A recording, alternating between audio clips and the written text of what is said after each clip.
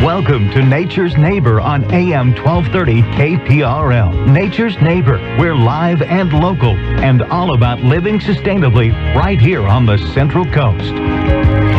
I am your host, Melanie Blankenship, for this show, Nature's Neighbor, talking about all there is about food, farming, family, and home. Sitting alongside with Mr. Chad Stevens, who's going to be here answering the phone, since we are a live show, to answer all of your questions. So give us a call, 238-5775. Or 238 KPRL. There you go. It's taking that extra Monday, Labor Day off. I think I'm a little off on my holiday still. So, again, give us a call if you have questions in regards to food, farming, family, and home. Home being San Luis Obispo County. Let's talk about the weather. Can we have any more days of early summer-like weather?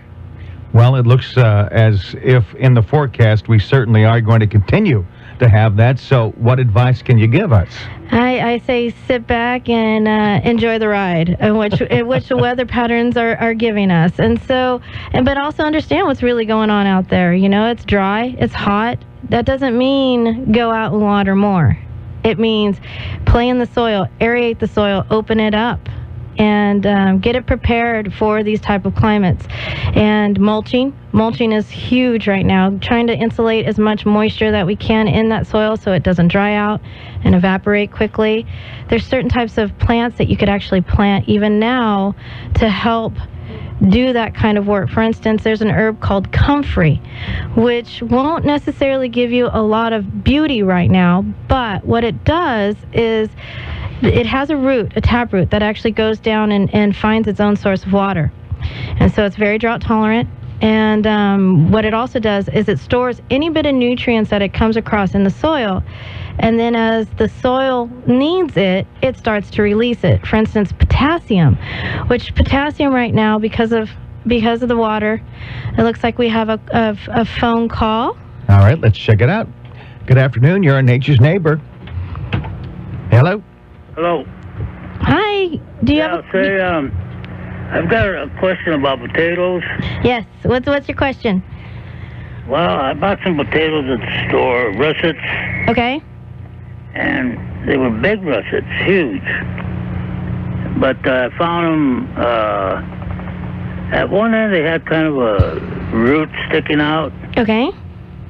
And then they never baked out the way I expected them to. Okay, so more than likely that root thing is just a sprout.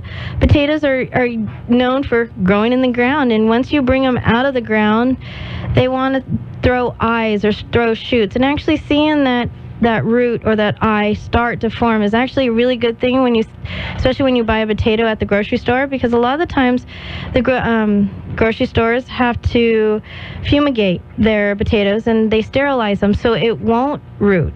So that is actually a really good sign that you saw that. That means it's, alive and fresh and good. And possibly the reason it didn't bake as well is also because it was probably out of the ground too long.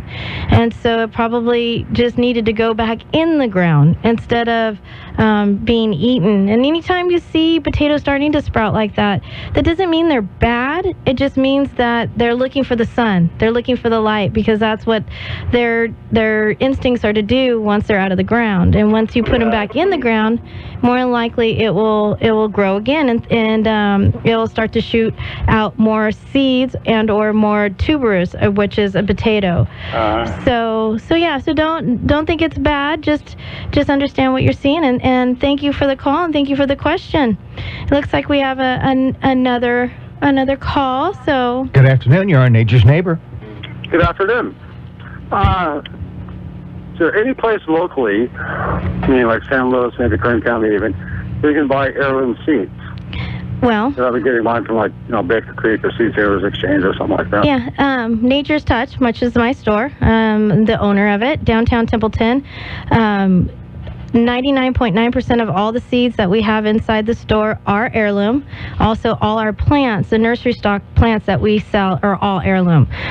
That 0.1% of seeds that we have are hybrids. They're untreated, but they're hybrids. So Right, I understand that. okay, so yeah, so we stock quite a bit. Also, too, you threw this out, rare seeds. Just to remind everybody out there, I'm on my way up to Santa Rosa to starting tomorrow.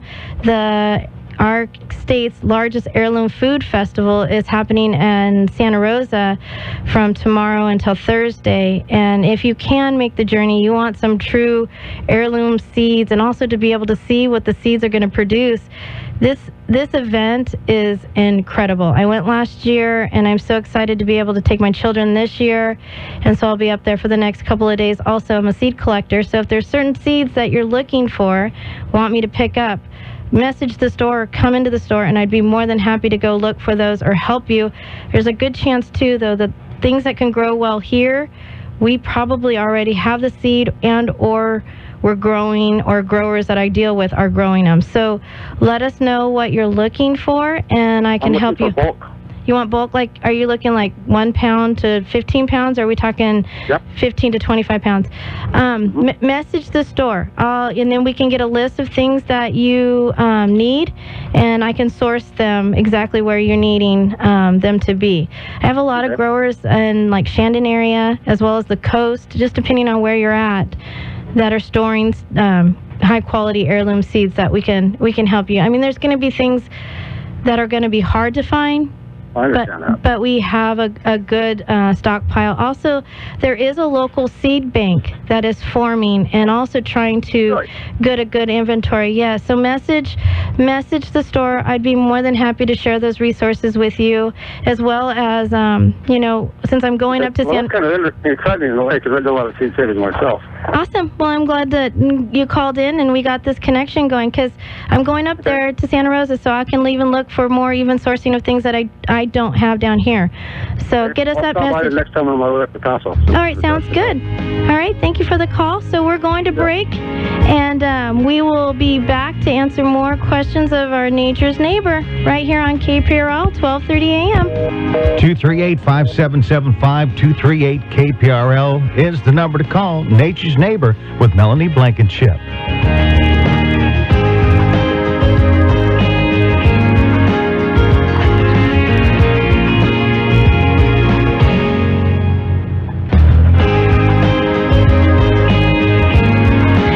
Welcome back to Nature's Neighbor here on KPRL 1230. Again, we are a live show here to answer all your questions when it comes to food, farming, family, and home. So give us a call here at 238-5775, 238 KPRL.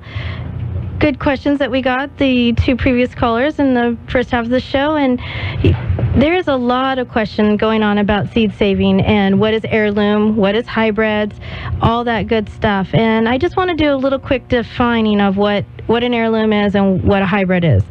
An heirloom is something that has to grow for more than 50 years or more to be considered an heirloom. An heirloom, so it has to date back at least 50 years or more with no change. So what do I mean? So a good tomato is a good example. So you have a seed, you plant that seed, you grow that plant, you vine ripen that fruit, and then you let it rot. And once it liquefies, you can air dry those seeds and you germinate it to the same exact variety in which it started. Yes, there's the cross-pollination, which is a natural occurrence that happens, so that it's, a little bit different, but it has to date back at least 50 years or more to continue that concept of an heirloom. Heirlooms will, self-pollinate. They will also germinate to the same exact variety in which you started with. A hybrid is something that can naturally cross-pollinate as well, but a lot of the times it happens when you can take a tomato. Let's do a tomato as an example. You take two different types of tomatoes and you genetically cross them. For instance, a beefsteak tomato and a cherry tomato. We all know cherry tomatoes can produce and grow a lot easier and a lot more productive than a beefsteak. So why would we cross that? Well, that cherry tomato is going to help that beefsteak produce a lot more and a lot more abundantly.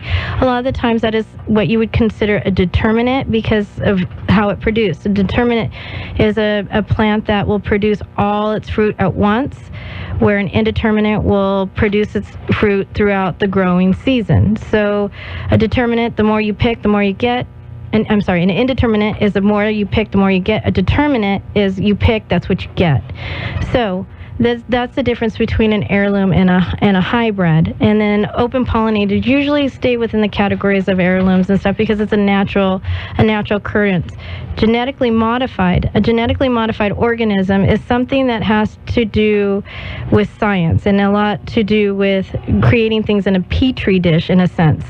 A lot of the times, like BT corn that's out on the market right now, it is something that is done in a science lab first before it actually hits the market. And we can continue that conversation because there's a lot of people that are always questioning that comment, but I post a lot of facts and information that is shared between a lot of us growers on our Facebook page. So you're more than welcome to go to Nature's Neighbor Facebook page or also Nature's Touch Nursery and Harvest Facebook page. And I share a lot of information. Also, we can continue the conversation if you don't want to call in live on a radio show. You can always continue that conversation and even get your questions answered here every Monday here on KPRL.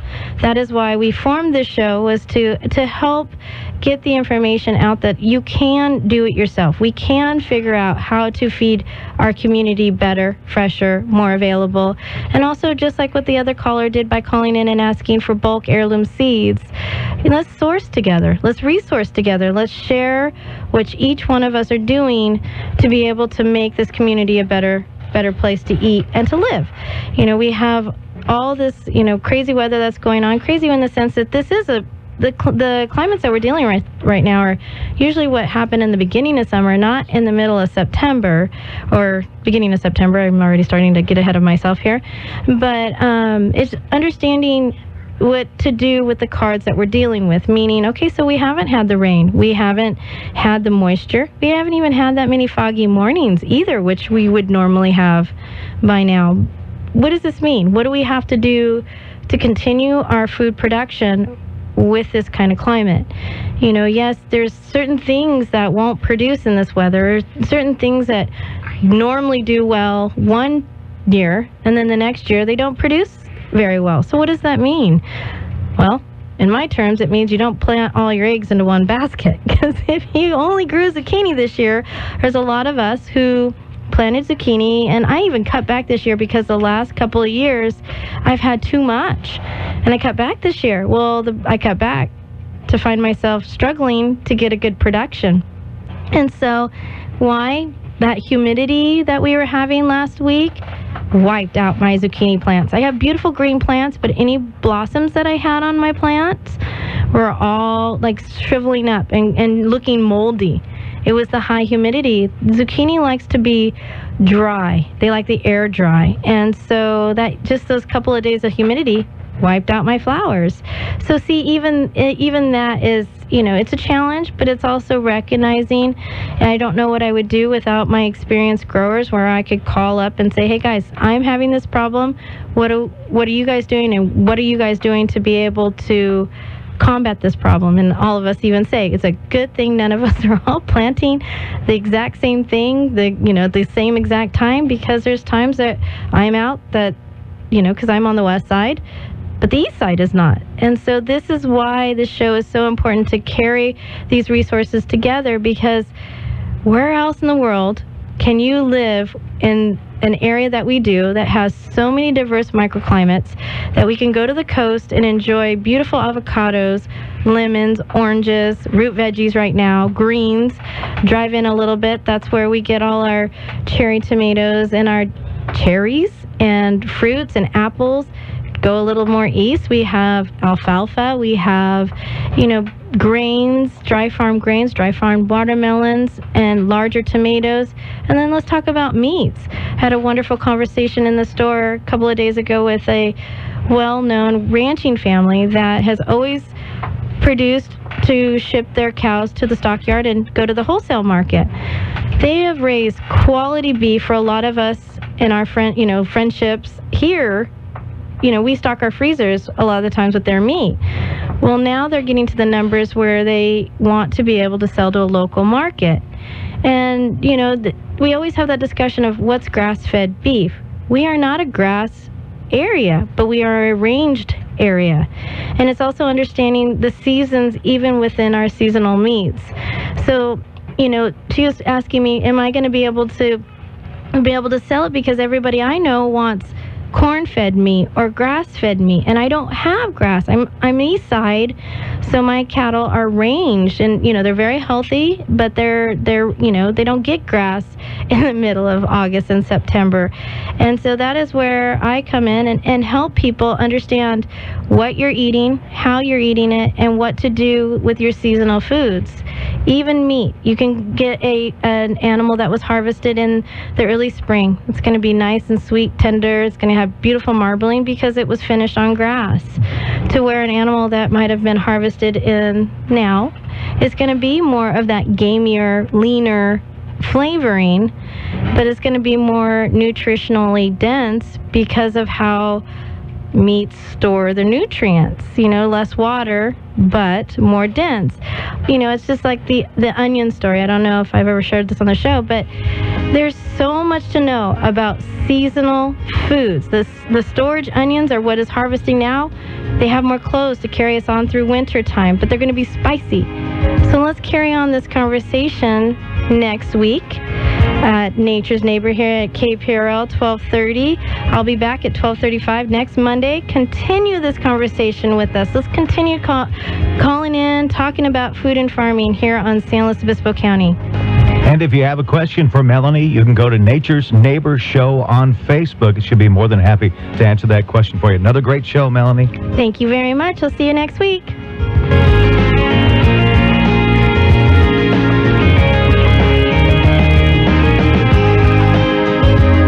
Nature's Neighbor, every Monday afternoon at 12:35 here on The Right Choice, AM 1230 KPRL, Paso Robles, Atascadero, and Templeton.